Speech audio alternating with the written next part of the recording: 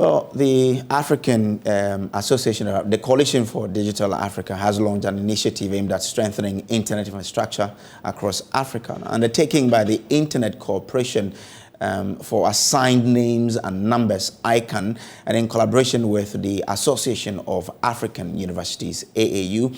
The project focuses on making website applications and email systems within Africa's higher education institutions ready to support all domain names and email addresses.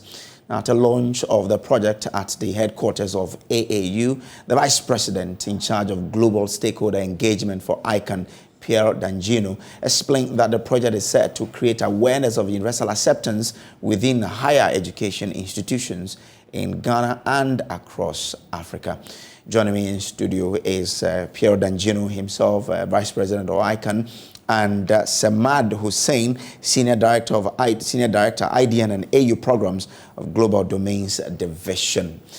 Gentlemen, good afternoon to you. And welcome to Ghana. I hope you've enjoyed our hospitality. Eh? Wonderful. Wonderful. Yes. You have. It's my first time here. Oh, and from the experience, would you come back to us? Yes, of course. You will.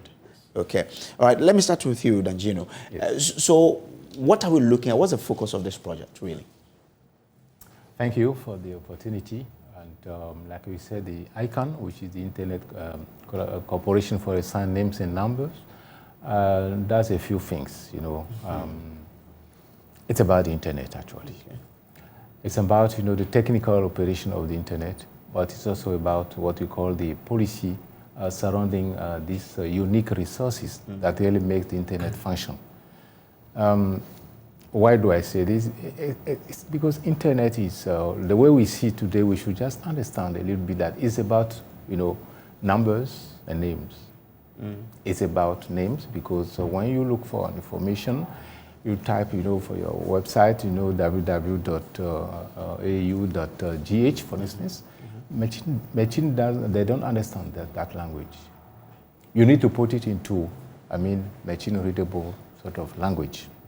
That's why you need at the back office someone to be coordinating all of those things. And that's part of what ICANN does. Okay. That's why we do have the internet.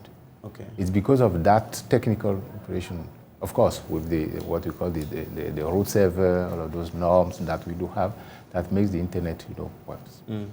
Now, why this sort of project and why from ICANN, which is a global sort of institution, and selecting Africa and to do this type of project is quite, for us, is quite important. Because we deal with the heart of the internet, like I said, and something that we call DNS, which is the domain name system. Okay, and we knew that the domain name system has also what we call an infrastructure. Accessibility to the internet, of course, you need those infrastructure. Of course, you know already about the cables, all of those things. But there's one thing that's important, which is the servers of data, of information. How do you manage those servers, you see? And that's where the DNS come in. And that's where our work, hinge on. So this sort of project is about, of course, making sure that you apply a few norms so that your website, so that your information system are really compatible and are really interoperable, can talk to each other. That's where the universal acceptance thing, comes in. We launched the project here with the universities because it's going to be about capacity, development.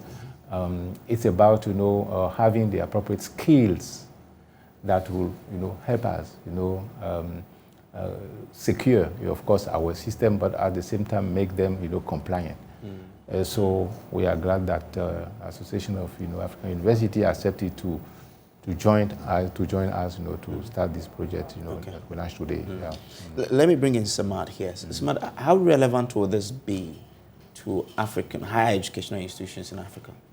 Right. So the way internet works, so there are two parts to it. There is the content, which is when you go to a website, you look at what is written on the website.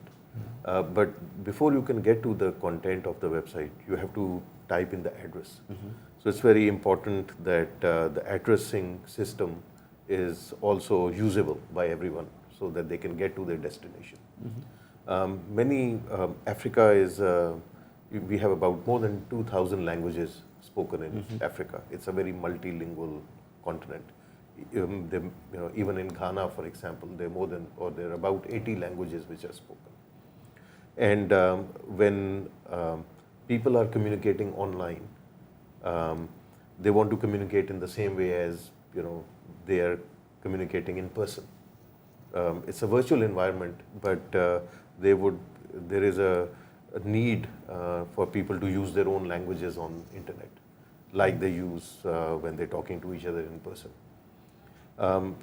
Initially, when internet developed, a lot of the content, but also this addressing system was in for example, in the start it was mostly in English. As the content now, it's possible, for example, to have a local or a website in local language like Iwe or Twi, or other languages in Africa like we have Swahili, Igbo, many other languages. The challenge was that the addressing system was still in English. So even if you had the content, you wouldn't know how to get there because it was still English. So what over time the community has done is it's also allowed or converted or developed technical standards to do the addressing system of the internet in local languages as well. Okay. And so now the technology is done. It is now possible to have domain names or this addressing of internet in local languages. Oh, okay. But now we come to a new problem where domain names are technically working, but people who are developing websites or developing or deploying email servers, they've not upgraded their systems to address or to be able to handle these new kinds of domain names. Okay. So universal acceptance, or this project which we've developed and we had launched today with the Association of African Universities, is basically going to focus on this gap, where we want to, because if you want to develop technology, new technology, bring in more innovation, the first place to start is a university, where you have students. If you can teach students of the options, then and this new technology, they can take it up, and they can then implement this technology more broadly. So if I understand, but for now we do have, for example, if it's asada.com, Asada is a local name, but we have it. So how different is this one going to be? Because we are already able to do asada.com. Right. So, so I guess when we're developing the standard, we are not only doing it for example, languages which are using letters which are common with English, right? Okay. You can actually have a domain name in Chinese language or Arabic language, or any other languages spoken around the world. In context of Africa, you have Ethiopic, for example, language or script which is used to write Amharic, for example, and other languages in, for example, Ethiopia. You also have in the north part of Africa, Arabic languages, Arabic script is used.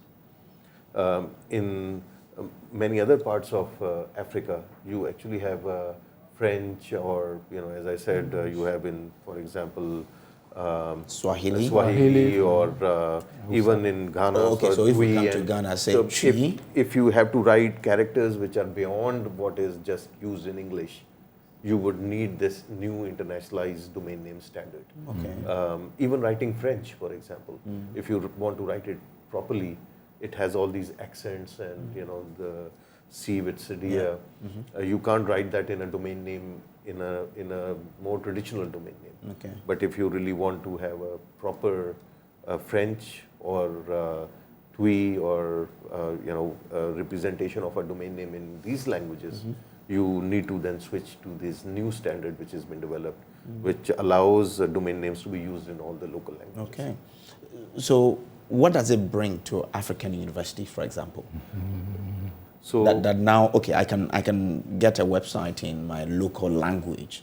Say if it's Chi, it will recognize the letters. So- and then what? Right. So there are two aspects to this.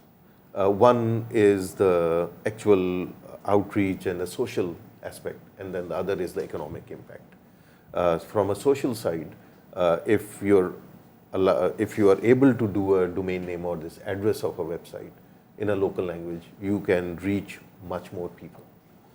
Because in Africa, for example, or sub-Saharan Africa, statistics from 2020, there are about 40% people who are online. So there's still 60% people out there which will eventually come online. And many of those people, or most of those people, will be using local languages. And if we can make the internet available in their local languages, it becomes easier for them to come online. So it reduces the gap. That's the social side of it. The economic side of it is that we actually did a study a few years back, and it showed that it's people who know how to do this new innovative technology. There's a potential industry of about $10 billion.